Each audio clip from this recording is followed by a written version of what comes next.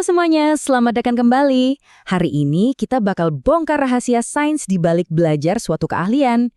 Pernah kepikiran nggak, gimana sih sesuatu yang awalnya terasa kaku dan aneh banget, lama-lama bisa kita lakukan secara otomatis, tanpa mikir sama sekali? Pasti pernah kan ngerasain momen itu?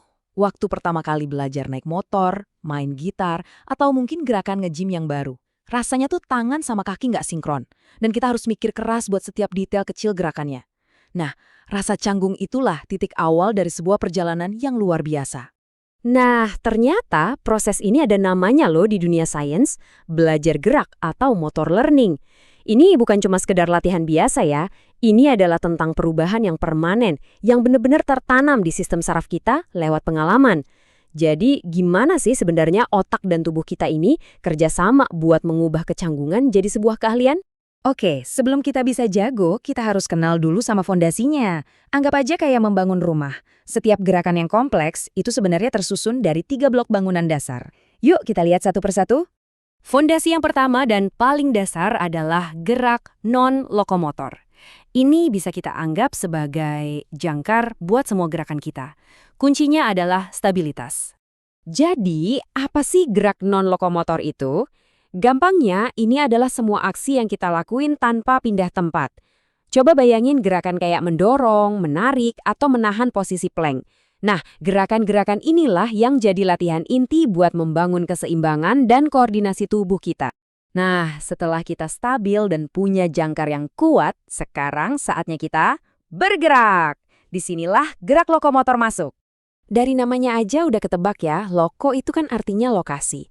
Jadi ini adalah semua gerakan yang memindahkan seluruh tubuh kita dari satu titik ke titik lain. Berjalan, berlari, melompat, ini semua contoh klasiknya.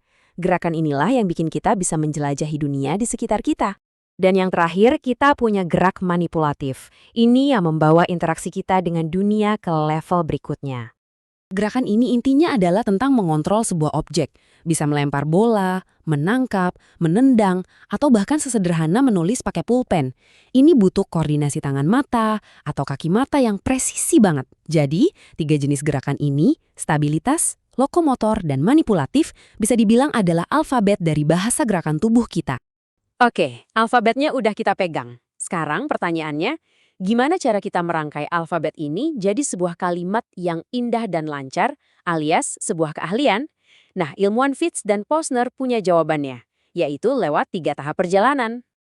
Perjalanannya simple, dimulai dari banyak berpikir, lanjut ke banyak berlatih, dan akhirnya bisa melakukan secara otomatis.